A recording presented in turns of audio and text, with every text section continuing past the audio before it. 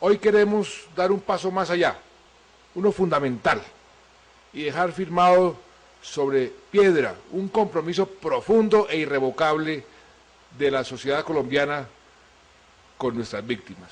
Eso no puede ser así. No tienen corazón. Y también les digo pues de corazón que los perdono, porque es lo que Dios manda. Si esto se trata de justicia y paz, entonces que se vea, que no se quede en un papel ni en una palabra. De antemano quiero pedir perdón por este hecho. Si solo hacemos esto, habrá valido la pena para mí ser presidente de la República y para ustedes ser congresistas.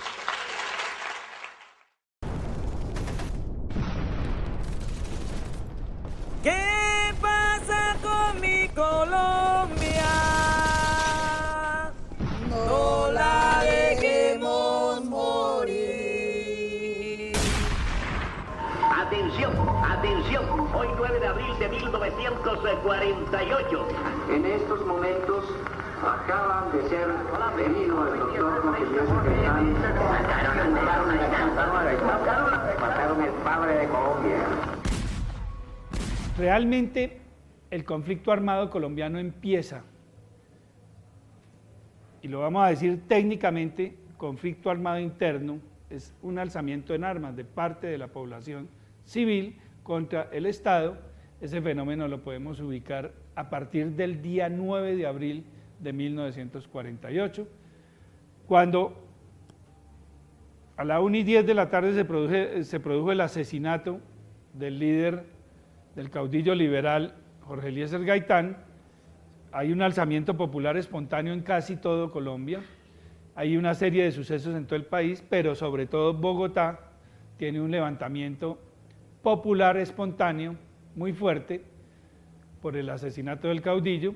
Hay que entregarle la tierra al que la necesita y la quiere trabajar por la vía que nos dejen las oligarquías. Vamos a ver cuál es.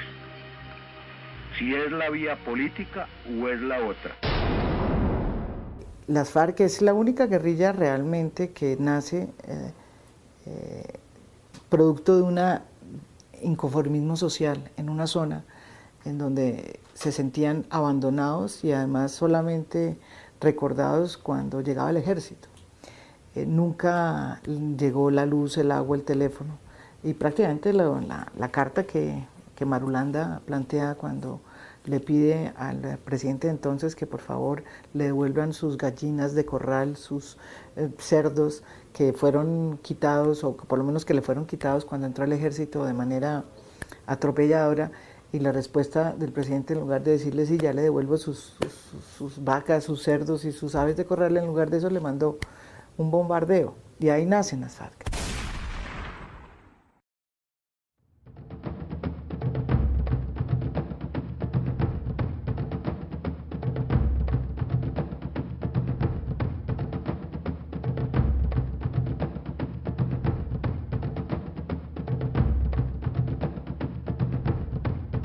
Surge el ELN en una vereda de Simácota, Santander.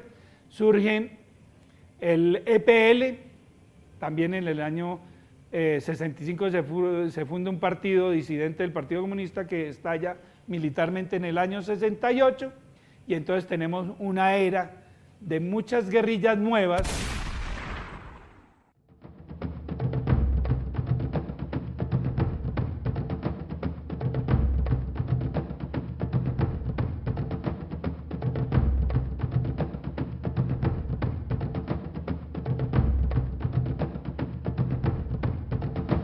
Yo creo que los actores se moldean mutuamente, los actores de la guerra, y se justifican mutuamente. Yo no creo que el paramilitarismo tenga un solo origen, ni una sola motivación. Creo que ser autodefensa para defenderse de los abusos de la guerrilla es uno de las maneras de verlo real, pero creo que las autodefensas y los paramilitares también surgieron, por ejemplo, como una necesidad de los narcotraficantes para proteger su negocio ilegal. Y vamos a hacer un solo ejército, muchachos. Las autodefensas desde el Putumayo hasta la Guajira. Desde Tumaco las autodefensas hasta la Arauca hoy, bajo una sola bandera. Las autodefensas unidas de Colombia por Colombia. El conflicto colombiano es donde se matan los que no se conocen para beneficio de los que sí se conocen pero no se matan. Porque todos estos muchachos que conforman los diferentes grupos armados, trabajan simplemente como máquinas, como títeres, para beneficio de una cúpula. La Comisión de Memoria Histórica identifica 220.000 muertos por el conflicto armado en estos 50 años, 6.700.000 víctimas, un 15% de la población, de manera que tiene razón el Estado y tiene razón los opinadores en Colombia decir que ese es el tema central del proceso de paz. Este caso que les vamos a contar es el caso de miles de familias en nuestro país todos los días. Imagínense tener que tomar la dura decisión de dejar su casa y buscar otro lugar para vivir porque la violencia en su ciudad o en su población lo obliga a abandonarlo todo lo que tiene. Era una vida muy bonita, una vida tranquila, hasta que llegaron los grupos alzados en armas y empezó la violencia en ese lugar. Esa paz que se tenía se acabó.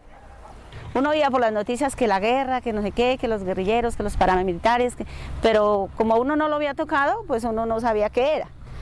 Pero difícil es cuando uno le toca. Ya habían matado mucha gente sin deber nada, o sea, solamente porque otra gente decía que no les caía bien, entonces llegaban y los mataban. Y llegaron un día y me pintaron mi casa de lado a lado y nos dejaron un letrero escrito.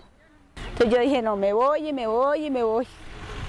Fue cuando ya dije, esa es la última decisión. Él llegó como a las 11 de la noche y a las 4 de la mañana salimos con lo poquito que le pudimos echar al carro. Yo decía, yo prefiero la vida de mi esposo y de mis hijos a este terreno que Dios algún día me lo vuelve a dar. Y dejamos todo por allá, dejamos todo y nos vinimos.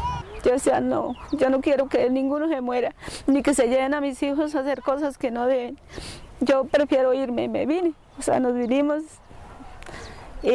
Duramos 9 meses casi encerrados y fue una situación tan difícil que mis hijos ya estaban preocupados, sufrían, mamá, pero ¿qué hacemos aquí? Ya tenemos los ojos cuadrados de mirar televisión, no podemos salir. Y ellos acostumbrados al campo, a salir, que sus bicicletas, que sus compañeros, o sea, es algo que uno, eso no se lo desea uno a nadie. Esa paz que uno tiene nunca la va a recuperar.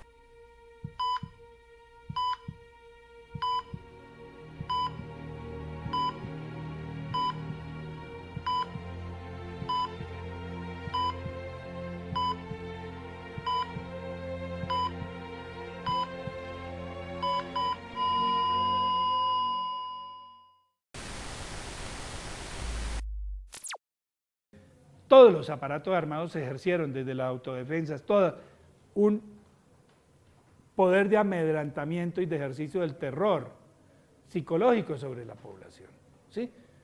Que me digan a mí que en Puerto Boyacá no había ladrones es cierto. ¿Sí? Y no había ladrones porque lo mataban. Y entonces eso no es mérito. Una cosa es que la justicia funcione y que el ciudadano se transforme porque acata la ley. Y otra cosa es que usted vea a todos sus amigos flotando en el río porque robó una gallina, ¿sí? Eso es distinto, ¿sí? O porque hizo cualquier cosa, ¿sí? Entonces, o porque pensó distinto. Los galanistas todos flotaron en el río y no eran de izquierda, ¿sí? El galanismo fue aniquilado en Puerto Boyacá. Puerto Boyacá es fuente y cuna de grupos armados al margen de la ley. ¿Por qué? Por su riqueza. Puerto Boyacá es una tierra rica en hidrocarburos, es rica en ganadería, es rica en agricultura, y eso concentra los aparatos organizados de poder en esta zona, que buscan de alguna manera lucrarse de la riqueza natural de la misma.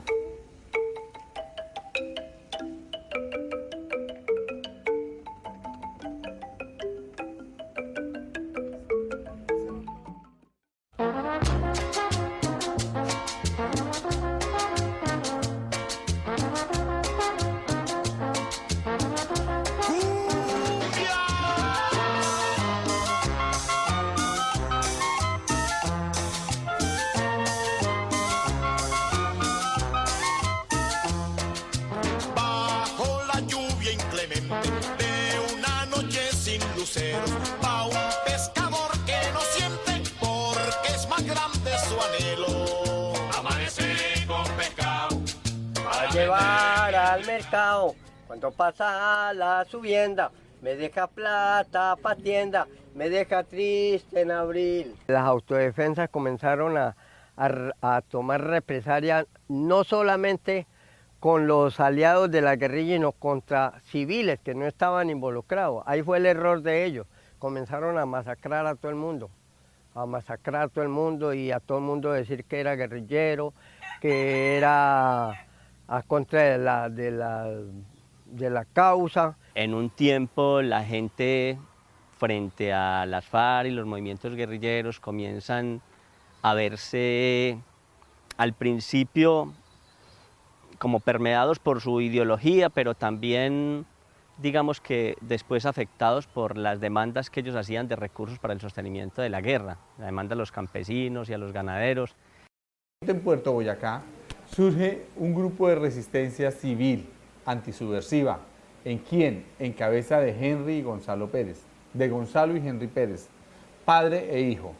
Personas esas oriundas de la región y que efectivamente empezaron a estructurar un grupo armado ilegal al margen de la ley, que inicialmente se inicia con un grupo de personas que con una política antisubversiva. Él iba a las veredas a dar charlas de cómo teníamos que unirnos en combatir la delincuencia, de uno denunciar ante ellos las quejas, y ellos los que mandaban cuando en esa época era el papá de Henry Pérez, quien era el comandante de las autodefensas, tal vez el más sanguinario por la historia que uno ha escuchado y que ha vivido, el hombre que no le perdonaba nada a nadie.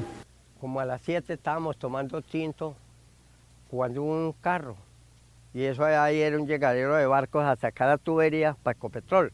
Y le dije yo a Blanquillo, ole, mira, Blanquillo, un carro como en reversa. Ah, sí, apaguemos el mechón y el fogón. Cuando al ratico oíamos que gritos y que no sé qué. Esa noche mataron 45 a pura hacha. Nosotros fuimos contando los gritos que pegaban. Al otro día, como a las 6, pasamos a eso, encontramos unos pedazos de carne, pedazos de hueso, todo. O sea que, le vengo a decir en una palabra, este fue el epicentro del pueblo más sanguinario que ha tenido Colombia.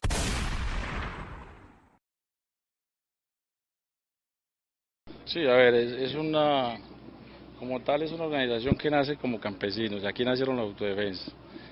Y aquí lo que hemos hecho es defender el campesinado, defender nuestras tierras para que haya progreso. Y ustedes bien saben de que en Puerto Boyacá y en el Magdalena Medio es el pedacito más seguro que tiene Colombia, y por eso valen las propiedades y por eso se invierte. Alias Botalón es un hombre de la región. Él se crió en San Fernando, en la vereda San Fernando, es el municipio de Cimitarra en Santander. Él ejerció el dominio aquí en la zona de Puerto Boyacá. Fue un patrullero de Henry Pérez, estuvo en la zona, tuvo relación directa tanto con Henry Pérez, con Gonzalo Pérez, junto con muchas otras personas que igualmente fueron líderes paramilitares en la época de Henry y Gonzalo Pérez.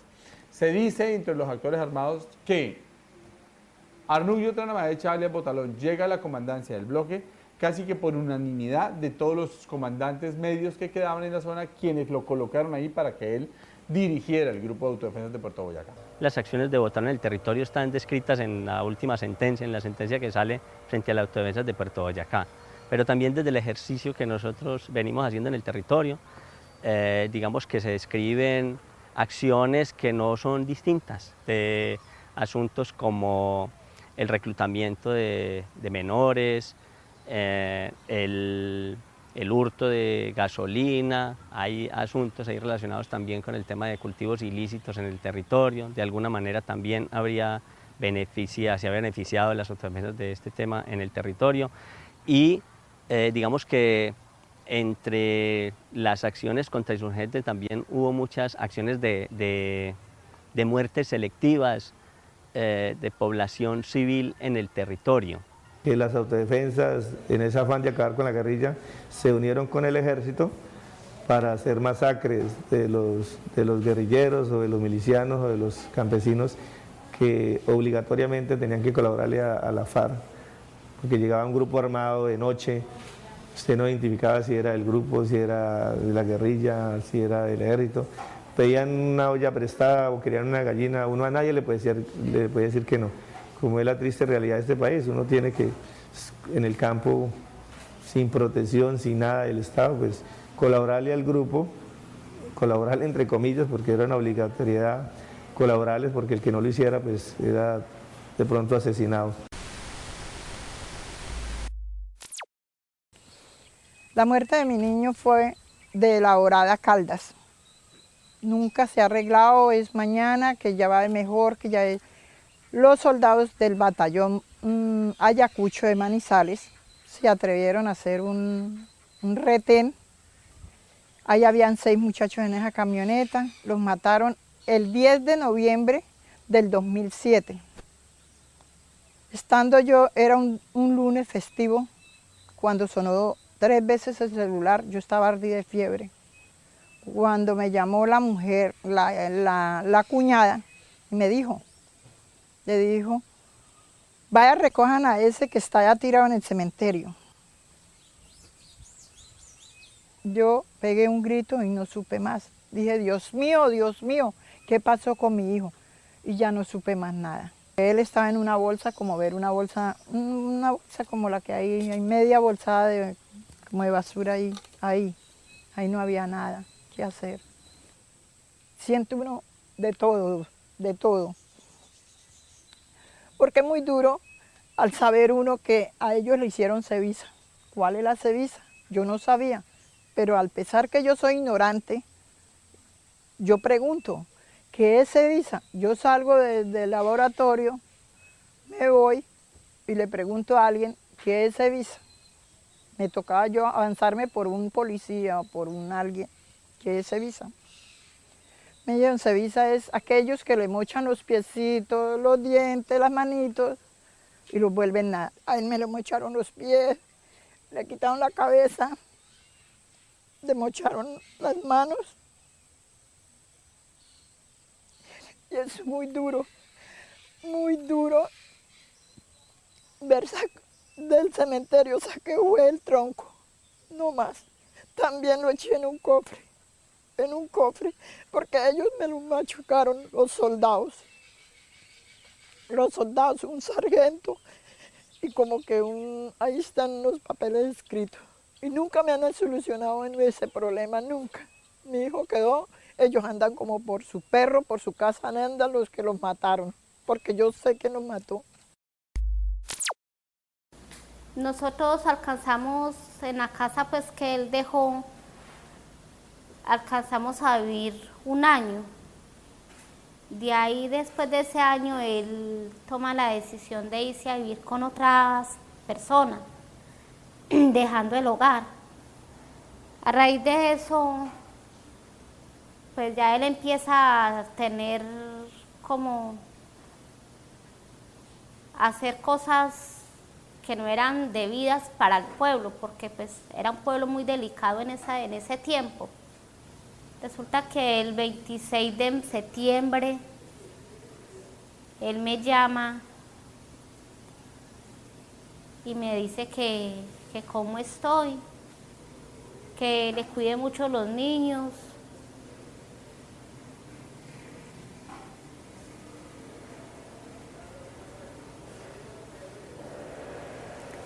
Pero ajena a saber lo que le estaba pasando o lo que él estaba haciendo. Igual no sabíamos exactamente dónde estaba Pedro. Yo me doy cuenta de la muerte de Pedro porque las mismas AUC, en una versión que hacen desde Medellín para Puerto Boyacá, vía satélite, me confiesan el 20 de marzo del 2013 los hechos. Cuando me dan versión libre de la muerte de Pedro, los mismos señores de la SAUC me dicen que lo sacaron a la madrugada y se los llevan por la parte de atrás de Sisto Rafael a salir al río. Entonces yo pregunto que cómo fue la muerte de Pedro. Entonces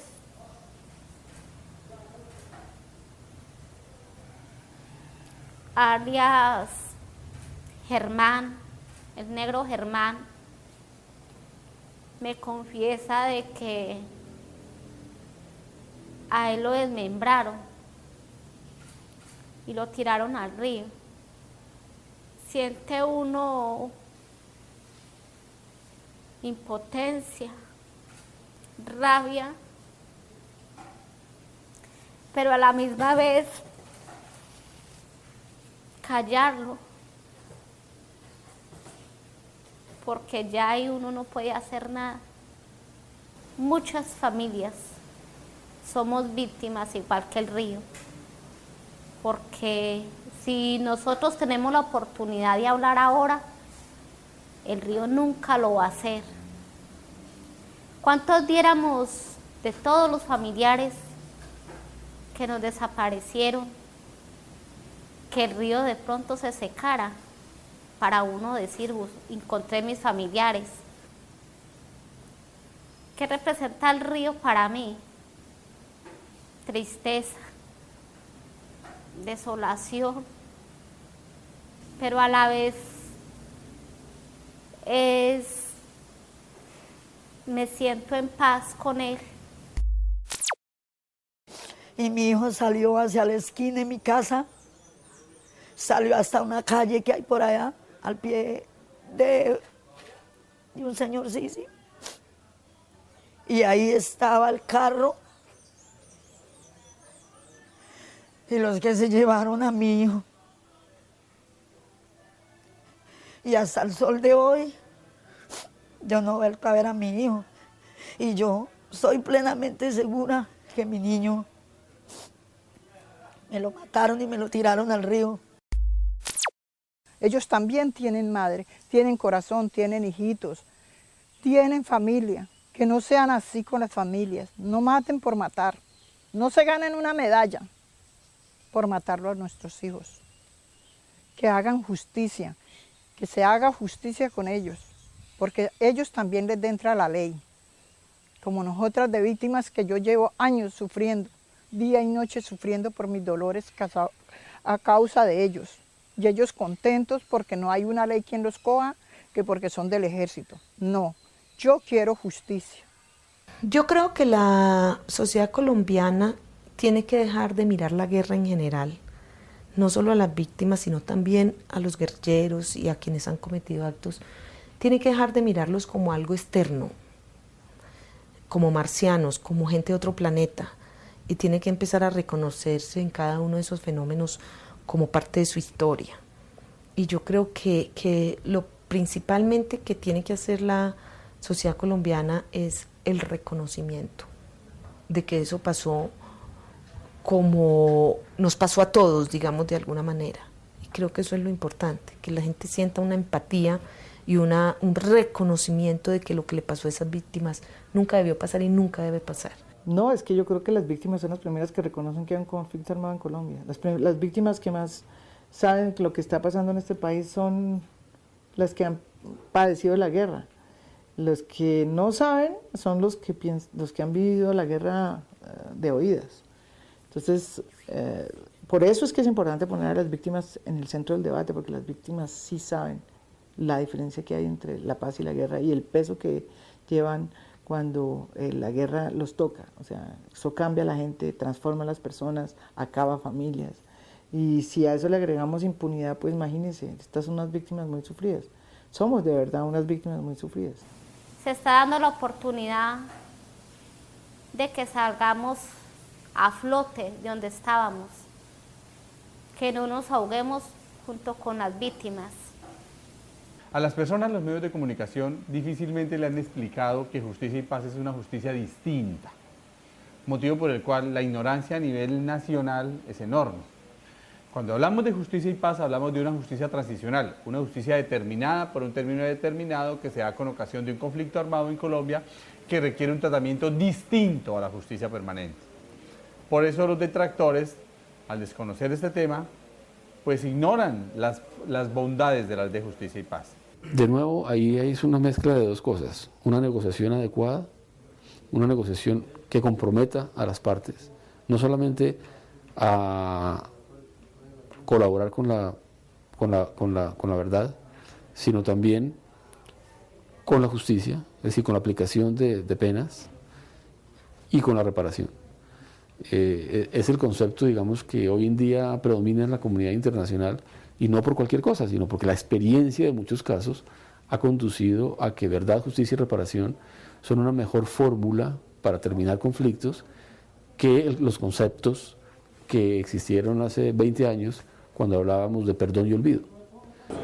Aquí se empieza a abrir esa conciencia.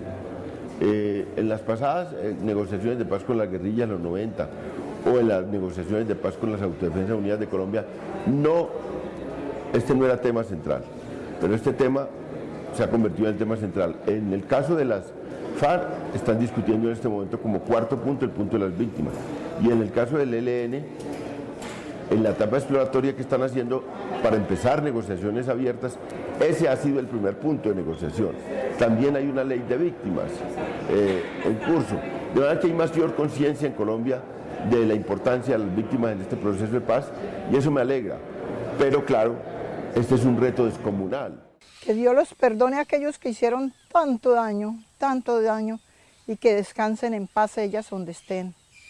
Pedirle mucha fuerza al Señor que nos ayude, como encontré yo a mis 2 hijos. Que no les guardo rencor, porque yo sé que siempre hay justicia, y hay una justicia que esa es la justicia divina. Yo creo que hay que entender que estamos en un momento histórico en el que estamos cerca de terminar un conflicto que ha sido muy violento y que ha dejado la muerte de muchísimos colombianos. Y el hecho de que estemos cerca de una paz real y posible con las FARC no significa, sin embargo, que el éxito de ese proceso esté asegurado. Y segundo, que incluso si hay un éxito, el día siguiente de la firma de los acuerdos no traiga otras dificultades para los que tenemos que estar preparados. Creo que necesitamos un mejor entendimiento del momento histórico que estamos viviendo. Desde mi punto de vista, un momento histórico con una gran oportunidad y con muchos beneficios, pero que independientemente de que a uno le gusten o no le gusten, tiene que entenderse a cabalidad para que podamos aprovechar lo positivo que haya en él y minimizar las dificultades que va a generar.